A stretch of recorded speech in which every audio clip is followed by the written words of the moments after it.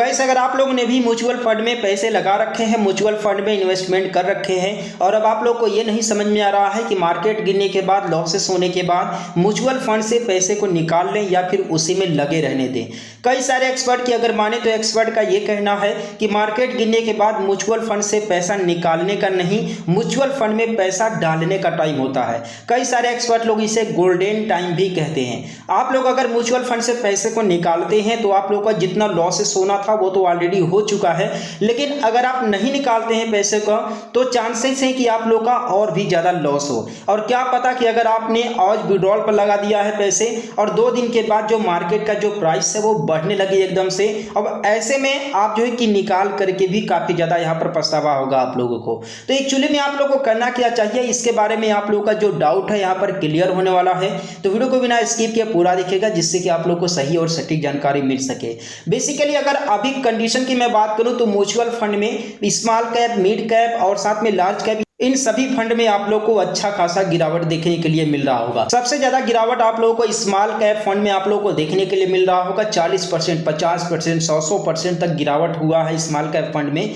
जबकि उससे कम mid cap में, इसके बाद लार्ज कैप में। लेकिन आप लोगों को बता दें कि कई सारे भाई लोगों का इस तरीके से डाउट है कि मेरा 10% लॉस हो गया, कोई बोल रहा है मेरा 20% का लॉस हो गया। और ऐसे में अगर हम म्यूचुअल फंड से पैसे को नहीं निकालते हैं तो एक टाइम ऐसा आएगा कि मेरा पूरा पैसा लॉस हो जाएगा और मेरा पैसा जीरो हो जाएगा।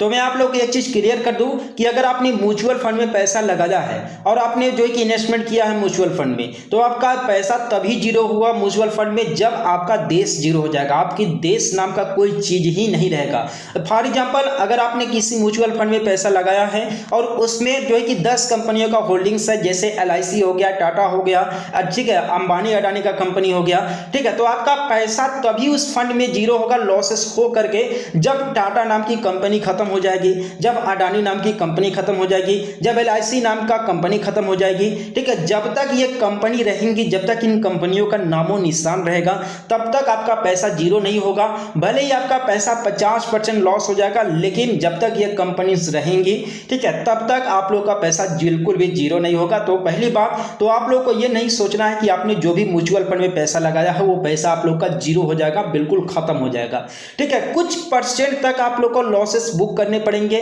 जैसे 20%, 30% तक आप लोग को लॉस बुक करने पड़ेंगे। लेकिन आप लोग को बता दें कि अगर अभी मार्केट गिरा हुआ है तो आने वाले समय में मार्केट अप भी जाएगा। आप लोग पीछे का हिस्ट्री देख लीजिएगा कि ऐसे ऐसे स्मॉल कैप फंड हैं जो कि साल भर में, 1.5 साल में 120% का आप लोग को रिटर्न दिए हैं, ठीक है। आप लोग एक चीज नोटिस करेंगे कि जब कोरोना का टाइम आया था तो उस समय टाटा का जो प्राइस था वो शायद किस फंड का था, एग्जैक्ट मुझे नाम याद नहीं आ रहा है, लेकिन जो है कि कोविड से पहले जस्ट उसका जो प्राइस था 300 रुपए के आसपास में था। लेकिन कोविड आने के बाद उसका जो प्राइस है लगभग 80 रुपये हो गया था और अभी की केस की अगर मैं बात करूं तो लगभग 1150 रुपए के आसपास में है। तो आप लोग इसी से आइडिया लगा सकते हो कि जो बंदा उस समय पैनिक होकर के, जब मार्केट गिर रहा था, जिसने 300 रुपये में बाई किया था उस शेयर को और 300 रुपये में बाई करने के बाद कोविड आ गया, कोविड आने के बाद जिसने 80 रुपये में शेयर को सेल कर दिया और करीबन साल 1.5 साल के बाद उस शेयर का प्राइस लगभग 1100-1200 रुपया होगा। तो सोचिए कि 80 रुपये में बेचना समझदारी थी या फिर आज 1100 रुपये में, 900 रुपये में खरीदना समझदारी है। तो इस तरीके से अगर मार्केट आज गिरा हुआ है तो आप लोग को बिल्कुल भी पैनिक नहीं होना है, आप लोग को बिल्कुल भी परेशान नहीं होना है, आप लोग को थोड़ा सा धैर्य धारण करना है। अगर आपने म्यूचुअल फंड में पैसा लगा रखे हैं तो आप लोग 5%, 10%, 15% का एकदम से रख लीजिए कि मेरा 10% चला जाएगा, कोई दिक्कत नहीं है। लेकिन आप लोग को बता दें कि 10%, 12% से आप लोग का ज़्यादा यहाँ पर लॉसेस नहीं होने वाला है, क्योंकि यहाँ पर आप लोग को पता ही होगा कि अभी मार्केट क्यों क्रैश हुआ है, मार्केट का जो वैल्यू है क्यों डाउन हो रहा है लगातार, ठीक है। इसलिए डाउन हो रहा है क्योंकि जो फॉरेनर इन्वेस्टमेंट थे लगभग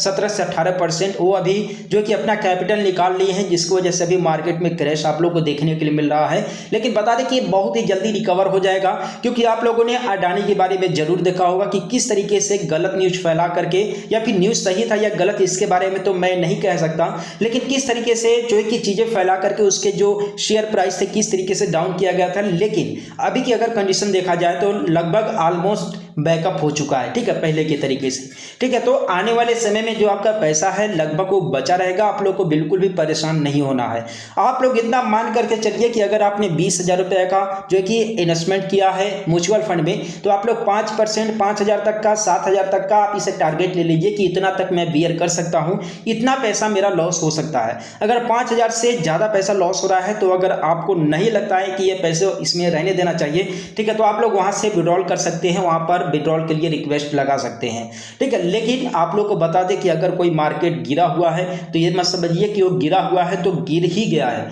वो गिरा है अगर मार्केट तो वो उठने के लिए ही गिरा है। आप लोग इस चीज़ को ध्यान में रखिएगा।